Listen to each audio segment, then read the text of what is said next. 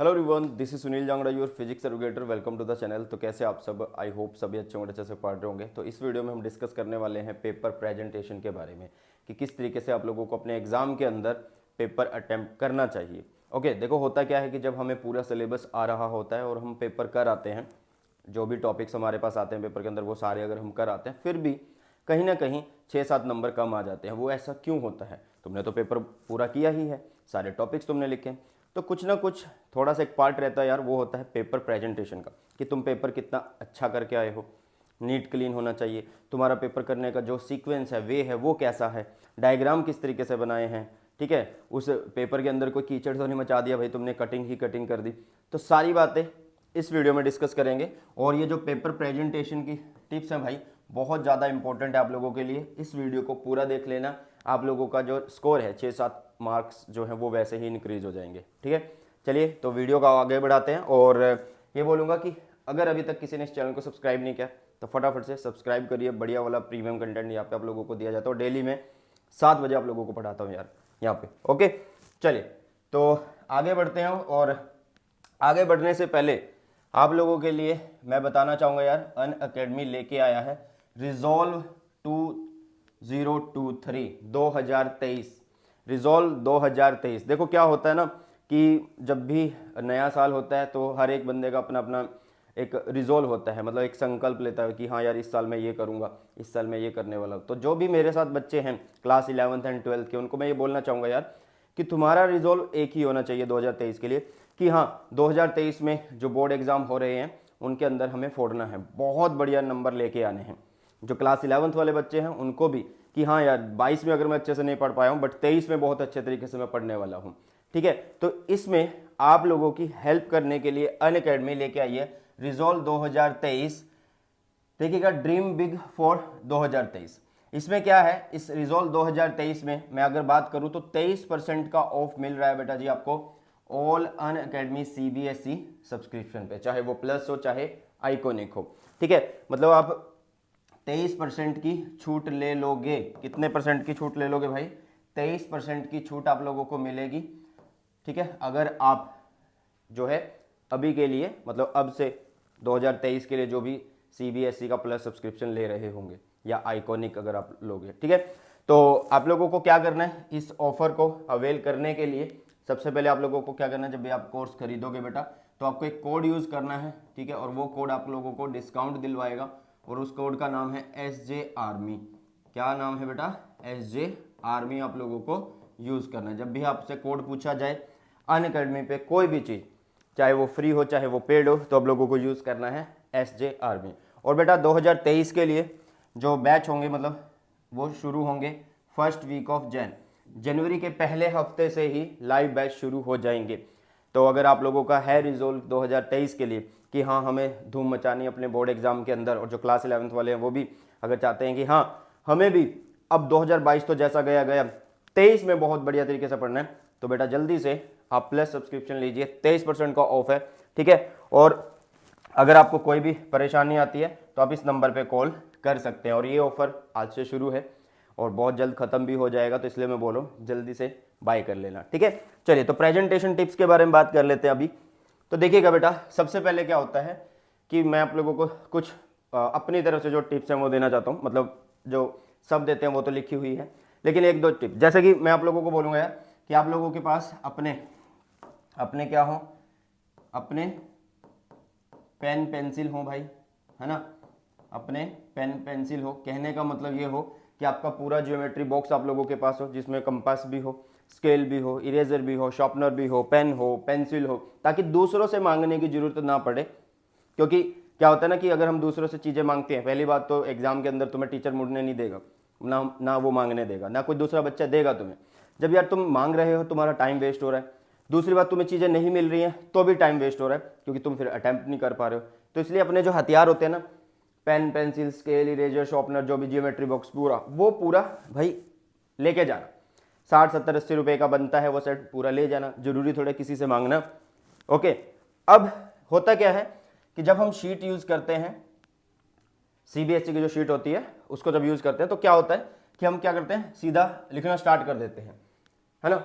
बेटा मैं आप लोगों को एक बात बोलूंगा कि होता क्या है कि हमें ना तो क्वेश्चन लिखने की जरूरत है, हमें ना तो क्वेश्चन लिखने की जरूरत है कि पहला क्वेश्चन ये और क्वेश्चन को पूरा लिख दे जी, ऐसे नहीं करना। आपको क्या करना है, सबसे पहले सेक्शन ए से स्टार्ट करिए, ठीक है, या जो भी सेक्शन आप लिखना चाहते हैं, बी सी डी ई, जो भी सेक्शन आप करना चाहते हैं ऊपर सेक्शन लिखिए, साइडों में लाइन लगाइए।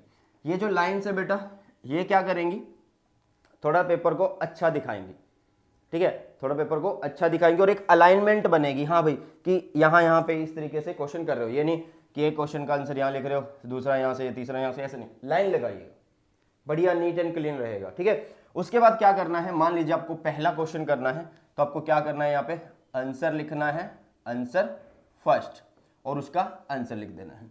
इसी तरीके से आपको एक लाइन छोड़ के फिर से नेक्स्ट आंसर 2 लिखना है, फिर वो आंसर लिख देना है, फिर नेक्स्ट आंसर 3, ठीक है, और ऐसे कर देना। मतलब आप लोगों को क्वेश्चन लिखने की क्या ही जरूरत है भाई, सीधा लिखिए आंसर फर्स्ट आगे, आंसर 3 आगे, आंसर 4 आगे, ठीक है। इस तरीके से आप लोगों को करना है, लाइन लगानी है इस तरीके से, आंसर 1 2 3 इस तरीके से करने हैं।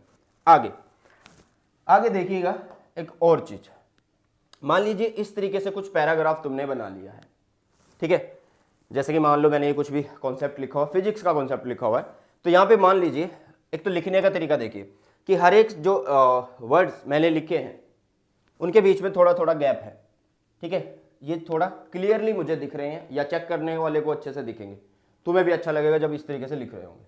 एक तो ये काम होगा।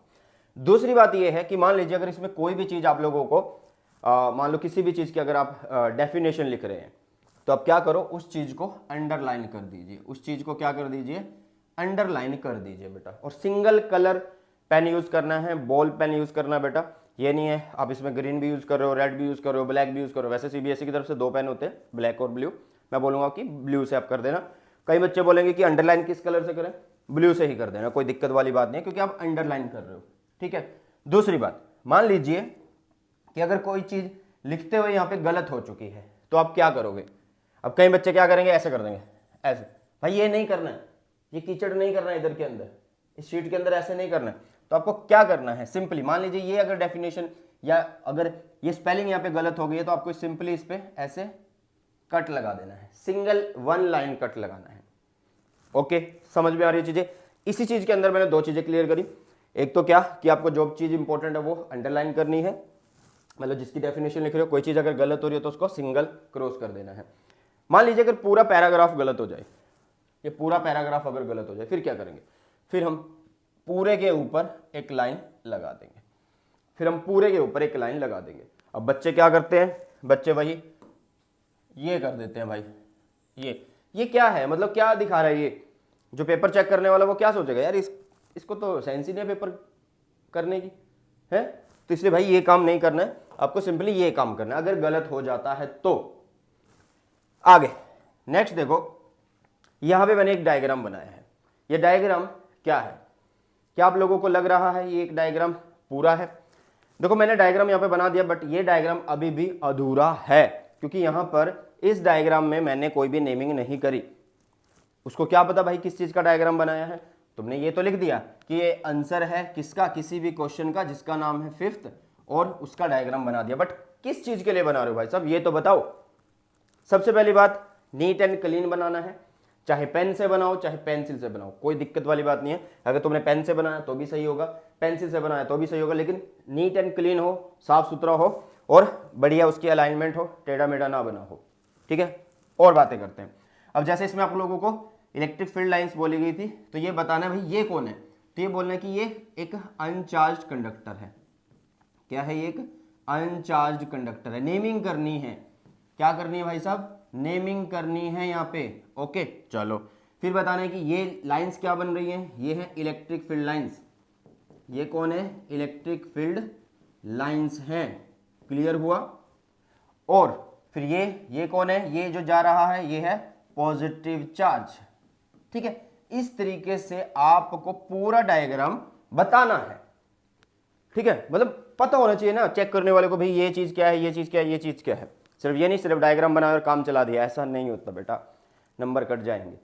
और सीबीएसई की तरफ से एक मार्किंग स्कीम दी जाती है टीचर्स को कि इस चीज़ के आधे नंबर हैं, इस चीज़ का 1 नंबर है, इस चीज़ का आधा नंबर है, ऐसे, ठीक है। चलो आगे बढ़ते हैं। और आगे तो भाई आगे है कि आप लोगों को पेपर अपना सीक्वेंस में करना चाहिए। सीक्वेंस में मतलब ये है कि मान लीजिए अगर आप एक सेक्शन कर रहे हैं, कि मान लीजिए आपने पहला सेक्शन अटेम्प्ट किया सेक्शन ए, ठीक है, अगर आपने पहला सेक्शन अटेम्प्ट किया है सेक्शन ए, तो इसका मतलब ये है कि आप इसके पहले सारे क्वेश्चन कर लीजिए, आंसर फर्स्ट 2 3 4 5, ठीक है। फिर आप सेक्शन बी स्टार्ट करेंगे, सेक्शन बी स्टार्ट करेंगे, सेक्शन सी स्टार्ट करेंगे, उसके बाद इस तरीके से चलते हैं, ऐसा होना चाहिए। लेकिन कई बच्चे यहाँ पे ये पूछेंगे कि जरूरी तो नहीं है हमें सारे क्वेश्चन आते हो।